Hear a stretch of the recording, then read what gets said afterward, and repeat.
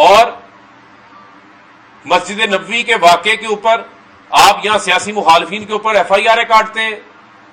اس کے بعد جو ہے what's app media management group طوفان برپا کر دیتا ہے آپ کا. اور یہاں پر جو ہے وہ بھارتی جنتا پارٹی جس کے سربراہ مودی ہیں، ان کی ترجمان جو ہے وہ نبی پاک صلی اللہ علیہ وسلم کی شان میں گستاخی کرتی ہیں، اور آپ خاموشی سے ایک ٹویٹ کر کے اپنے آپ کو بر الزما سمجھ لیتے ہیں. یہاں آپ پورا ٹی وی پروگرامز کراتے ہیں، ہیڈ لائنز چلواتے ہیں، جعلی توہین رسالت کے مقدمات درج کروا دیتے ہیں سیاسی مخالفین کے اوپر، اور یہاں آپ کے پاس کوئی اقدامات نہیں ہوتے. تو عمران خان نے ملک کی، قوم کی سلامتی، قومی غیرت اور ملک کی خود مختاری کے لیے بات کی ہے. اور جو آپ کا ایجنڈا امریکہ، اسرائیل، انڈیا ایجنڈا ہے وہ سب کے سامنے. اسرائیل وفود بھی جا رہے ہیں. لیکن میرا یہ آج سوال ہے مریم صفدر سے کہ آج ان کو بتانا چاہیے تھا کہ جو کہتے تھے 1 روپیہ بھی پیٹرول بڑھتا ہے تو میاں صاحب کے دل میں تکلیف ہوتی ہے، اب تو 60 روپے بڑھا دیا. اب میاں صاحب کے دل کی تکلیف کہاں گئی؟ کیا انہی پلیٹلیٹس کی طرح تکلیف ٹھیک ہو گئی ہے دل کی؟ کیونکہ آپ کو NRO 2 مل گیا ہے، آپ نے نیب میں امینڈمنٹس کر لی ہیں، آپ نے FIA کے اندر پروسیکیوٹر بدل لیا، FIA کے چلان میں آپ کو ضمنی چلان جمع کروانے کی اجازت مل گئی ہے، آپ کے مقصود چپڑاسی سے جو ہے وہ ہاتھ اٹھا لیا گیا ہے. سلمان شہباز جو کہ ایک اشتہاری ہے، اور کسی اشتہاری کو کوئی عام بندہ پکڑ سکتا ہے، لیکن وہ اشتہاری لندن سے آتا ہے، ٹرکی پہنچ جاتا ہے سرکاری دورے میں، ہیڈ ٹیبل پہ بیٹھ جاتا ہے. وہ اشتہاری لندن سے آتا ہے، سعودی عرب ساتھ پہنچ جاتا ہے. اور یہ وہی اشتہاری ہے جو شہباز شریف جب وزیر اعلیٰ تھے تو ہر سرکاری دورے میں اس کے ساتھ جاتا تھا. کمیشنز، کک بیکس اسی اشتہاری نے کمائے ہوئے ہیں. اور شہباز شریف کی جتنی کرپشن ہے، جس طرح ایک کہانی تھی نا جادوگر کی جان جو تھی وہ ایک طوطے کے اندر تھی، تو شہباز شریف کی ساری کرپشن کی جان، ثبوت، جڑیں وہ سلمان شہباز میں. کیوں نہیں لاتے اس کو؟ اور عمران خان پہ تنقید کرتے ہیں. رات ضمانت لے لی، عمران خان پشاور جا کے بیٹھ گیا. وہ پشاور کو لندن میں تو نہیں ہے جو آپ کی بڑی فیوریٹ ڈیسٹینیشن ہے، پشاور پاکستان کا حصہ ہے، وہاں PTI کی حکومت ہے. عمران خان تو آج پھر اسلام آباد بیٹھے ہیں، بنی گالا بیٹھے ہیں، پاکستان میں رہنا ہے، جینا مرنا ادھر ہے، ساسیں ان کے ادھر ہیں.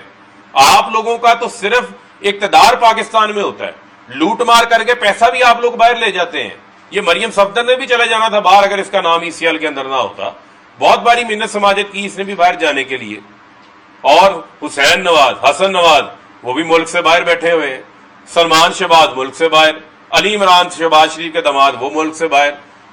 ملک سے باہر تو جو ہے ادھر ملک سے باہر 5 دورے شہباز شریف نے اپنے 50 روز کے اندر 5 غیر ملکی دورے کیے. ان 5 غیر ملکی دوروں کے اندر شہباز شریف 11 روز ملک سے باہر ہے، جس میں 4 دن لندن اپنے اشتہاری مفرور سزا یافتہ بھائی نواز شریف کے پاس تھے. میری آنیاں جانیاں دیکھو، اور بھائی 12 گھنٹے کی لوڈ شیڈنگ ہو گئی ہے. غریب کا گلا گھونٹ دیا تم لوگوں نے، مڈل کلاس کو ختم کر دیا ہے، کرش کر دیا ہے.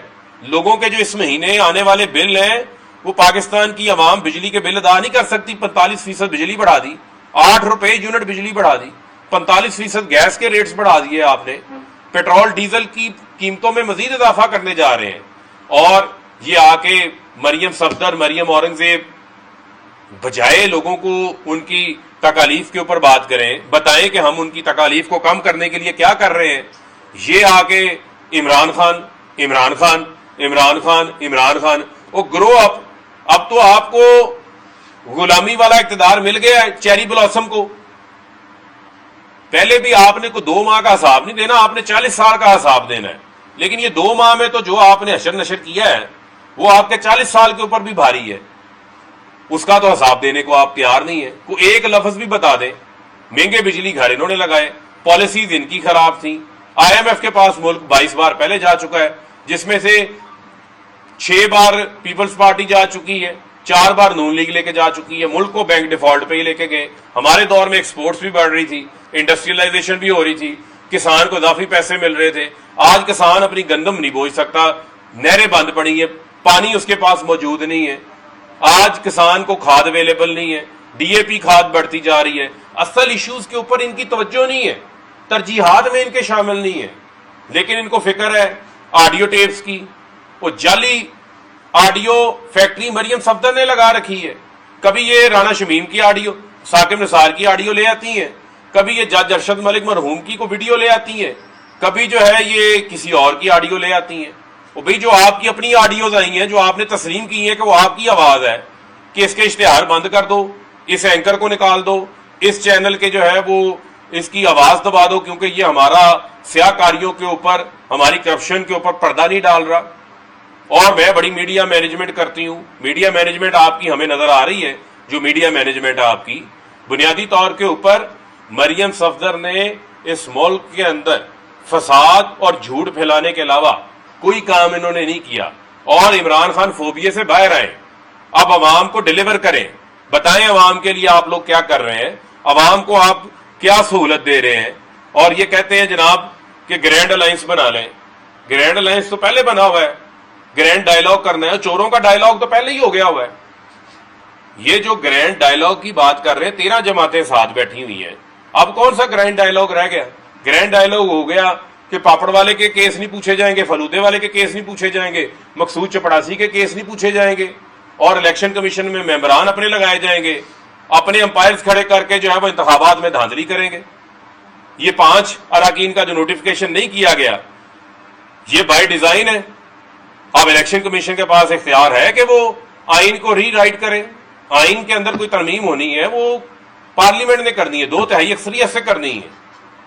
اس میں تو بڑا واضح لکھا ہوا آرٹیکل 224(6) کے اندر، الیکشن ایکٹ 104(5) کو پڑھ لیں، بڑا واضح ہے کہ جس پارٹی کے ممبران ڈسکوالیفائی ہوں گے، کوئی فوت ہوگا، کوئی ڈی سیٹ ہوگا، کوئی ریزائن کرے گا تو اگلا پرائرٹی لسٹ پہ آ جائے گا. لیکن حمزہ شہباز کے اقتدار کو دوام دینا ہے تو ممبران کے فیصلے جو ہے وہ ضمنی انتخابات کے ساتھ جوڑ دیے گئے ہیں. بہت ساری ایسی چیزیں ہیں، ڈیلیمیٹیشنز، ووٹرز کا تبدیل ہو جانا. ہم تمام چیزوں کے اوپر نظر رکھے ہوئے ہیں. اور میں یہ سمجھتا ہوں کہ پاکستان کو جس طرف لے جایا جا رہا ہے، اس میں صرف سوال جو ہے وہ پھر ان سے نہیں پوچھا جائے گا، سوال جو ہے وہ پھر سب سے ہوگا، اور سب کو اس کے اوپر جو ہے وہ جواب دہ ہونا پڑے گا.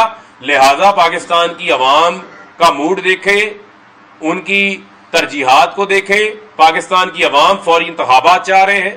فوری انتخابات سے ملک میں نیا مینڈیٹ دے کے جو حکومت آئے اس کو فیصلے کرنے دیں.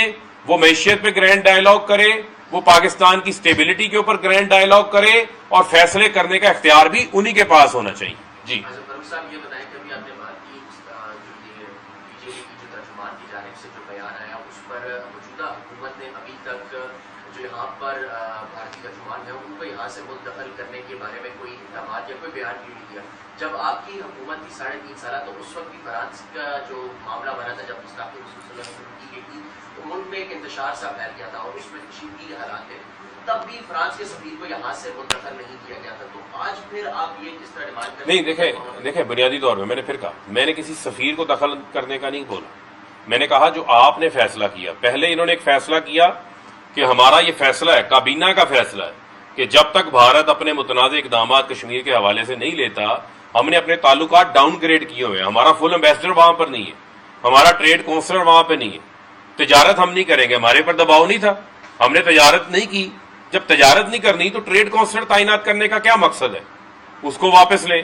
لیکن آپ یہ دیکھیں کہ ہمارے جو اقدامات تھے اس حوالے سے وہ سامنے واضح نظر آتے تھے، کانکریٹ سٹیپس نظر آتے تھے. یہ جس طریقے کا آئی واش انہوں نے کیا ہے، ایک پھسپھسی سی مذمت کر دینا، کیا یہ کافی ہے؟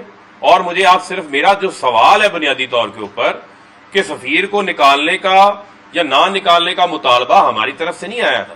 جن کی طرف سے آیا تھا وہ تو سوئے ہوئے ہیں. نہ کوئی احتجاج کی کال آ رہی ہے، نہ مارچ کی بات ہو رہی ہے. اور یہاں تو جب ہماری حکومت تھی تو ایک ہیجان پیدا کرنے کی کوشش کی گئی، سڑکوں کے اوپر توڑ پھوڑ، کبھی مارچز آ جاتے تھے، کبھی مطالبے آ جایا کرتے تھے. تو میں تو آج وہ سوال پوچھ رہا ہوں، وہ آج چیز نظر نہیں آ رہی.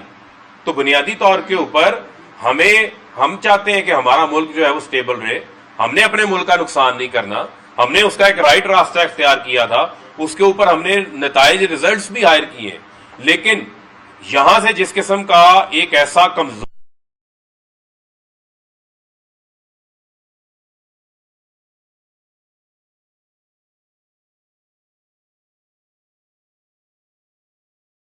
जनता पार्टी की तर्जमान ने गुस्ताखी की है, उसके खिलाफ करारदाद पास करना पहली तरजीह क्यों नहीं है इनकी? एक तो ये बता दें कि कल जो कोर कमेटी के फैसले हुए हैं उनमें एहतियाती तहरीक के बारे में भी कहा गया है। क्या एहतियाती तहरीक को ये जो महंगाई का सैलाब आया इसके साथ नहीं जोड़ा जा सकता? 60 रुपये कीमत बढ़ गई है, पेट्रोल की 47%, बिजली की 45%, गैस की, तो आप नए इंतखाब की तो बात करते हैं, लेकिन ये जो महंगाई का सैलाब है इसके हवाले से जो बात बिल्कुल आपने बिल्कुल दुरुस्त कहा। हमें बहुत ज्यादा आवाम की तरफ से जो है इस हवाले से उनका रद्द-ए-अमल सामने आ रहा है, उनका फीडबैक सामने आ रहा है और बिल्कुल इसके ऊपर हम काम कर रहे हैं।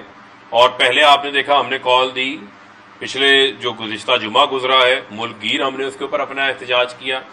अभी हमने जो फैसला किया है कि हम जाएंगे बाई इलेक्शन ज़िमनी इलेक्शंस लड़ने, उस हवाले से आज पहला पार्लिमानी बोर्ड का हमारा इजलास भी हुआ है और जो हमें नीचे से फीडबैक आया है उन तमाम चीज़ों का जायज़ा लिया गया है। आइंदा चंद रोज़ में हम अपने ज़िमनी जो हमारे इंतखाबात के उम्मीदवारान हैं जो हतमी लिस्ट होगी वो भी जारी करेंगे और इन तमाम इश्यूज़ को सामने रख के हम आवाम के पास भी जा रहे हैं और आवाम की जो मोबिलाइजेशन है उसको भी हम बढ़ाएंगे। हम कोई मौका ऐसा नहीं नज़रअंदाज करेंगे जिससे इस नाअहल, नकम्मी और NRO 2 लेने वाली जो गुलाम हुकूमत है उसको घर भेजने के लिए कोई भी मौका हम जो है वो हाथ से नहीं जाने देंगे, क्योंकि इनका एक एक लम्हा पाकिस्तान के लिए, पाकिस्तान की मैशियत के लिए नुकसानदेह है, पाकिस्तान की आवाम की मुश्किलात में ये इजाफा कर रहे हैं।